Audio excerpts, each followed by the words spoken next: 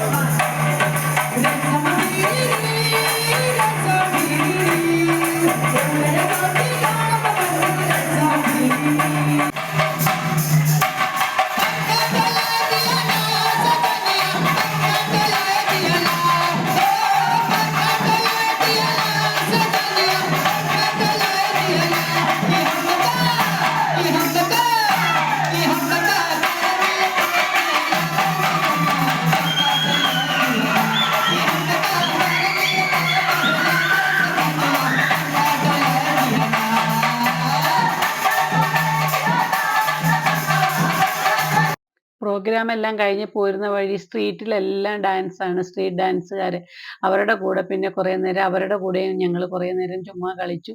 നമ്മുടെ നാട്ടിൽ ഇങ്ങനെയൊന്നും ഇല്ലല്ലോ. അപ്പോൾ ഇതൊക്കെ കണ്ടു കഴിഞ്ഞപ്പോൾ ഞങ്ങൾക്ക് ഭയങ്കര സന്തോഷം. അപ്പോൾ ചുമ്മാ ഞങ്ങളും അവരുടെ കൂടെയൊക്കെ കളിച്ചു. പക്ഷേ അവർക്ക് ഇതിങ്ങനെ കളിച്ചിട്ട് പൈസ വാങ്ങിക്കാനായിട്ടോ അതാ ഷോൾ അവർ നീട്ടി തരുന്നത് നമ്മൾ പൈസ ഇടാൻ വേണ്ടിയിട്ട്. ആദ്യം ഞങ്ങൾക്ക് അറിയില്ലായിരുന്നു എന്താണെന്ന്. അങ്ങനെ ഒരു ഷോൾ നീട്ടും. പിന്നെ അവരുടെ മുടിയുടെ ഇടയിൽ നമ്മളിങ്ങനെ പൈസ വെച്ച് കൊടുക്കണം. അതും അവരുടെ ഒരു പരിപാടി. അത് ഞങ്ങൾക്കും അറിയില്ല. അപ്പോൾ അവർ കാണിച്ചു തന്നു ഇങ്ങനെ മുടിയുടെ ഇടയ്ക്ക് ഇങ്ങനെ പൈസ വെക്കണമെന്ന്. അപ്പോൾ അങ്ങനെ പിന്നെ ഞങ്ങളും മുടിയുടെ ഇടയ്ക്ക് പൈസ വെച്ചൊക്കെ കൊടുത്തു. ഇതൊക്കെ അവരുടെ ഓരോ രീതികളാണ്. എനിക്ക് തോന്നുന്നു അവിടെയൊക്കെ അവരുള്ളവരൊക്കെ ഇങ്ങനെയൊക്കെ ജീവിത മാർഗ്ഗം ഇങ്ങനെയൊക്കെയാണ്. ഡാൻസൊക്കെ കളിച്ച് അങ്ങനെ പൈസ ഉണ്ടാക്കുന്നതാണ്. അപ്പോൾ ഞങ്ങളും അതുപോലെ തന്നെ മുടിയുടെ ഇടയ്ക്ക് പൈസയൊക്കെ വെച്ച് കൊടുത്ത് അവർക്ക് നല്ല പൈസ ഞങ്ങളുടെ കയ്യിൽ നിന്നും കിട്ടി. അങ്ങനെ ആ പ്രോഗ്രാം നല്ല രസമായിരുന്നു കേട്ടോ. അതും അവരുടെ കൂടെ നമുക്ക് ഡാൻസ് ഒന്നും അറിയത്തില്ല അവരുടെ ഒന്നും. ചുമ്മാ നമ്മൾ അവരുടെ കൂടെ ഒന്ന് ആടുക ചാടുക അത്രയൊക്കെ ഉള്ളൂ. അവർക്കും ഒരു സന്തോഷം ഞങ്ങൾക്കും ഒരു സന്തോഷം. അപ്പം അങ്ങനെ യാത്ര ചെയ്യുമ്പോൾ അതൊരു സന്തോഷമായിരുന്നു. കാരണം ഇങ്ങനെയൊന്നും നമ്മൾ ചെയ്തിട്ടില്ല. നമ്മുടെ നാട്ടിലും ഇങ്ങനെയൊന്നും ഇല്ലല്ലോ. അപ്പം അത് കാരണം അങ്ങനെ കുറേ നേരം അവരുടെ കൂടെ ഞങ്ങൾ രാവിലെ ഹോട്ടലിൽ നിന്ന് വെളുപ്പിനെ നാഷണൽ പാർക്ക് കാണാനായിട്ട് പോയി. ചിറ്റുവാൻ നാഷണൽ പാർക്ക്. അത് വെളുപ്പിനെ പോയാലാണ് അവിടെ നമുക്ക് മൃഗങ്ങളെ കാണാൻ പറ്റുള്ളൂ. അല്ലെങ്കിൽ മൃഗങ്ങളൊക്കെ ഓടിപ്പോവും. വണ്ടികൾ പലത് പോയി കഴിയുമ്പോഴത്തേക്കും മൃഗങ്ങൾ അകത്തോട്ട് പോകും. അപ്പോൾ അത് കാരണം ഞങ്ങളോട് പറഞ്ഞു നമുക്ക് രാവിലെ പോകാമെന്ന് പറഞ്ഞു. അങ്ങനെ ഞങ്ങൾ രാവിലെ എഴുന്നേറ്റ് പോകുന്ന വഴിയാണ് ഈ കാണുന്നത്. സൂര്യൻ ഉദിച്ച് വരുന്നതേ ഉള്ളൂ. പോകുന്ന വഴി മുഴുവൻ ഈ കൃഷിത്തോട്ടങ്ങളാണ്. മൊത്തം നെൽകൃഷിയാണ്. വൈക്കോൽ തുറുമൊക്കെ നമ്മുടെ നാട്ടിൽ ഇല്ലാതെയായത് ഇപ്പം നേപ്പാളിൽ അത് കാണാനുള്ളത്. ശരിക്കും ഒത്തിരി കൃഷിത്തോട്ടം. എല്ലാം നെൽകൃഷിയാണ് ഏറ്റവും കൂടുതൽ. എല്ലായിടവും കണ്ടം കൊയ്തിട്ട് അവിടെ തന്നെ മെതിച്ച് അവിടെ തന്നെ ഇങ്ങനെ അതിൻ്റെ കച്ചിയൊക്കെ മാറ്റിയിടുന്നു.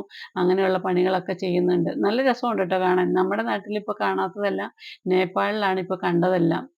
അങ്ങനെ അത് ഞങ്ങൾ കണ്ടുകൊണ്ട് പോയി. അത് നല്ലൊരു ഭംഗിയായിരുന്നു കേട്ടോ. കാരണം കണ്ടം എല്ലാം ഈ നമ്മുടെ നാട്ടിലെ കണ്ടത്തിൽ ചെളിയൊക്കെയല്ലേ. ഇതങ്ങനെയില്ല. വെള്ളമില്ലാതെ കരഭൂമി പോലെയുള്ള നെൽകൃഷിയാണ്. അതും ഈ ബിരിയാണി അരി പോലത്തെ അരിയാണ്. കുഞ്ഞരികളാണ്. അപ്പോൾ അതൊക്കെ കണ്ട് പിന്നെ ഞങ്ങളിങ്ങനെ പോകുന്ന വഴി ഓപ്പൺ ജീപ്പിലാണ് ഞങ്ങൾ പോകുന്നത്. നമുക്കപ്പോൾ എല്ലാ കാഴ്ചയും കാണാം. ഞങ്ങൾ 2 ജീപ്പിലായിട്ടാണ് ഞങ്ങൾ 20 പേര് പോയത്. അപ്പം അങ്ങനെ പോകുന്ന വഴിയാണ് ഈ കാണുന്നത്. പോകുന്ന വഴി ഞങ്ങൾ പക്ഷേ കുറച്ച് മൃഗങ്ങളെ കണ്ടു കേട്ടോ. ഒരു ഡിനോ കണ്ടു. പിന്നെ കുറേ മാനിനെ കണ്ടു. ഒരു കരടിയെ കണ്ടു. അങ്ങനെ കുറച്ച് സംഭവങ്ങളൊക്കെ ഞങ്ങൾ കണ്ടു. അപ്പം അങ്ങനെ അത് മുമ്പിലൊക്കെ വേറെ 2, 3 വണ്ടി മുമ്പിൽ പോയായിരുന്നു. അപ്പം അങ്ങനെ വണ്ടിയുടെ സൗണ്ട് കേൾക്കുമ്പോൾ ഇതെല്ലാം അകത്തോട്ട് പോകുമെന്ന് പറഞ്ഞു. അങ്ങനെ ഉണ്ട്. പിന്നെ ഇപ്പുറ സൈഡിൽ വലിയൊരു നദിയാണ്. അപ്പോൾ അതിൻ്റെ സൈഡിൽ കൂടെ കിടക്കണ കാണാം. അങ്ങനെ വലിയൊരു കാടാട്ടോ അത്. അങ്ങനെ നമ്മളങ്ങ് ഒത്തിരി സഞ്ചരിച്ച് ചെല്ലുമ്പോൾ അരുവിയൊക്കെയുണ്ട്. അപ്പോൾ ആ അരുവിയുടെ അവിടെ ഒരു പാലമൊക്കെ ഉണ്ട്. അതിൽ കൂടെയൊക്കെ ഞങ്ങൾ നടന്ന് കുറേയൊക്കെ കണ്ട് രസിച്ച് അങ്ങനെ നടന്നു. പക്ഷേ നല്ല ഒന്ന് കാണാനുണ്ട്.